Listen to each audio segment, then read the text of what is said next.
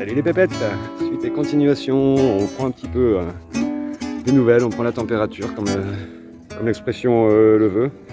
Donc pour ça j'ai pris une sonde.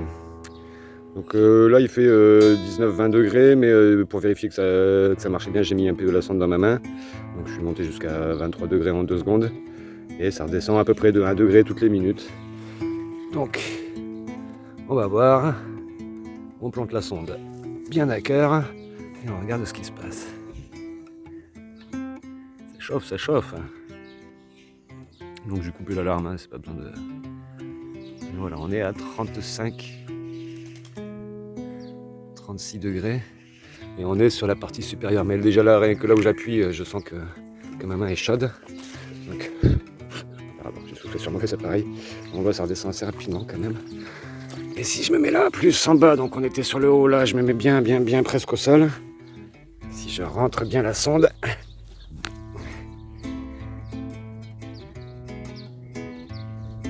il se passe rien. De ce côté-là, c'est pas assez dense. Ah, ici, ça a l'air de chauffer un peu.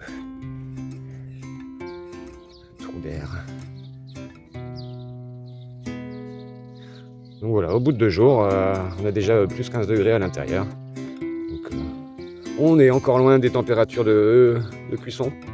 À partir de 40-50 degrés, on peut considérer de la cuisson basse température. Là, on ne fera pas cuire un poulet. Hein. Donc là, ça redescend, c'est normal, j'ai sorti. Mais bon, ça commence à chauffer. On va voir, allez, troisième spot. Et juste histoire de voir, d'être sûr. Alors, en fait, c'est selon la densité, s'il y a des branches et tout ça, qu'il y a de l'air. Là, on en approche les 40 degrés, là. Là, on y passe, ça y est. On est bien en degrés Celsius. Hein. Donc si je le prends de ce côté-là, qui est face au soleil, toujours très humide. Plus en bas, ça redescend en température. Donc c'est vraiment à mi-chemin entre les deux qu'on a les points les plus chauds. Hein. Là en bas, il y a le sol qui ramène son inertie. Là en haut, ça s'évapore. En surface, c'est très sec. Il n'y a que en surface. Hein. En dessous, c'est toujours très humide. Il pleut un peu tous les jours. Voilà, je confirme, on est à 29 degrés ici. En bas.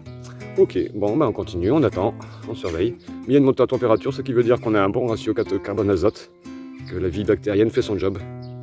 Donc il va peut-être manquer un peu d'humidité, mais ça va vite changer. On est encore dans le nord de la France. Hop, on va économiser les batteries. Le bouton on-off, il est derrière d'ailleurs. Voilà. Bon. À suivre. Et voilà, c'est le jour 3. Il fait 18 dehors. On va voir à l'intérieur combien on est. C'est froid dehors. Apparemment, c'est un petit peu chaud dedans.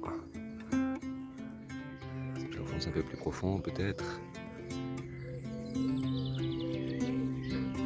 Ça approche les 40 degrés de ce coin-là.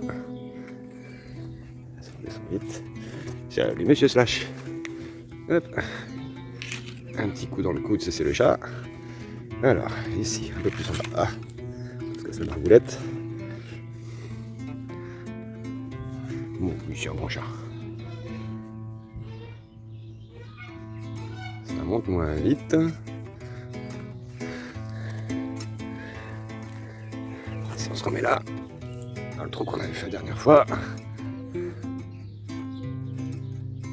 Ah ben on a apporté de l'air, ça réchauffe plus. Ah, ça monte bien là.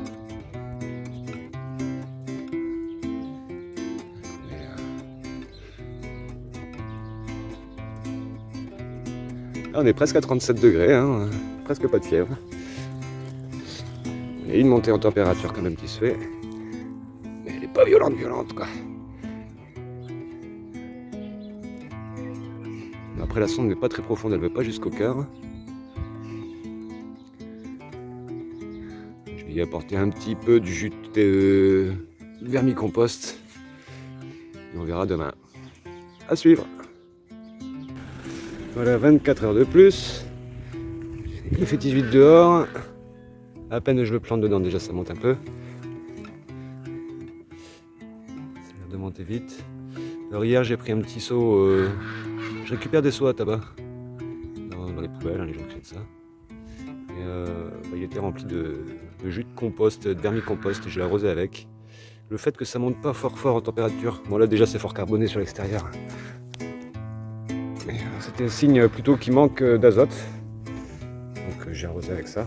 Ça a l'air pas trop vilain si je creuse un peu plus profond.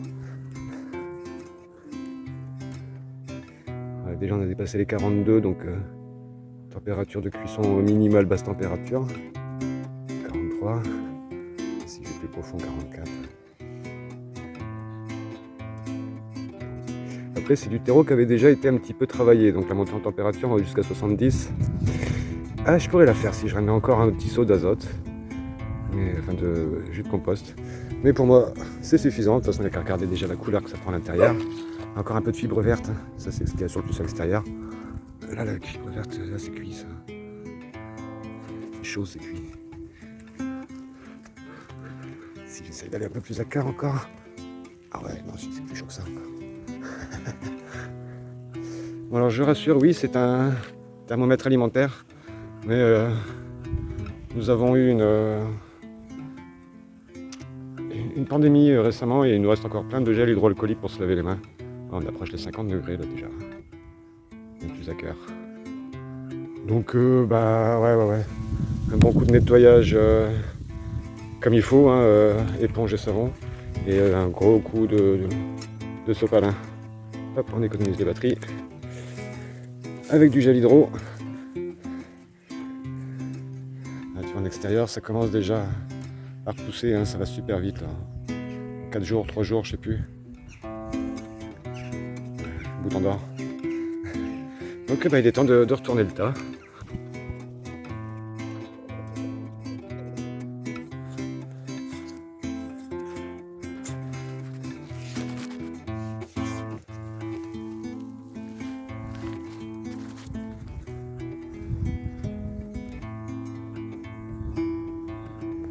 C'est pas de la fumée, c'est de la vapeur. Ah, c'est bien chaud. Voilà, bon bah je continue avec un faux fourche, enlever la papaye, et refaire un deuxième tas. Voilà, pour info, toutes les parties extérieures, j'essaie de les mettre le plus central de là où il y aura le tas. Et les parties les plus centrales, c'est de les mettre le plus à l'extérieur. Alors pourquoi ça? Je reprends mon sou 2 secondes, en même temps je m'assois. En fait là, ça peut monter jusqu'à 70 degrés, peut-être un peu plus. Mais c'est ce qui se passe là, en anaérobie. Quand vraiment on est au cœur, il n'y a plus d'oxygène. Les bactéries respirent du CO2 et rejettent du méthane. Quand on est en aérobie, là où il y a encore de l'air qui circule entre les bouts de bois, là c'est des bactéries qui respirent de l'oxygène et qui rejettent du CO2. C'est des êtres vivants, hein, comme vous et moi, ça respire de l'oxygène et ça crée du CO2, comme des animaux. Mais ça capte aussi du CO2 dans ses cellules, donc plutôt neutre. Que là, le méthane, c'est un peu plus fort. Donc le but du jeu, c'est de ne pas laisser trop longtemps méthaniser, de tuer quelque part les bactéries, de ralentir leur activité en les remettant dans une position qu'elles n'aiment pas, c'est-à-dire au contact de l'air quand elles seront là à l'extérieur au-dessus du tas. Mais elles vont finir par infiltrer la partie au cœur qui sont en anaérobie. Et le but du jeu, c'est de casser le truc comme ça pour avoir vite un terreau qui produit un peu moins de méthane que si on fait un gros compost qu'on laisse toute l'année et qu'on ne mélange pas. Voilà. C'est mieux de faire un compost que de rien faire du tout. C'est mieux de faire un compost comme ça que de faire un compost qu'on laisse toute l'année. Mais moi je trouve que c'est mieux de faire un compost à plat, quand on peut. Voilà. C'est ma classification des composts et en même temps ma gymnastique que je me serais bien passé. Mais bon, là ça continue de faire de la vapeur, je sais pas si on va bien. Ouais, c'est chaud, hein. J'ai juste retourné, hein. C'est pas versé de bouilloire, rien, pas de tricherie. Même si on va se laisser sec. Mais c'est chaud. De la vapeur. Ce serait une bouilloire que j'aurais vidée depuis une lurette que ce serait refroidi. C'est presque... ça monte quand même, hein. J'ai nettoyé la sonde entre temps, donc je vais pas la ressalir. Et là on est plus qu'à 50. Hein. Voilà. Et puis rebelote dans une petite semaine, je pense. Et puis rebelote dans une petite semaine et en 15 jours, 3 semaines, on aura un bon tas de terreau, un bon tas de compost à ramener au jardin et éventuellement à tamiser pour les semis l'année prochaine. Voilà. Faites attention à ce que vous mettez dans la terre ou comment vous la fabriquez, hein. Respectez-la et à tantôt.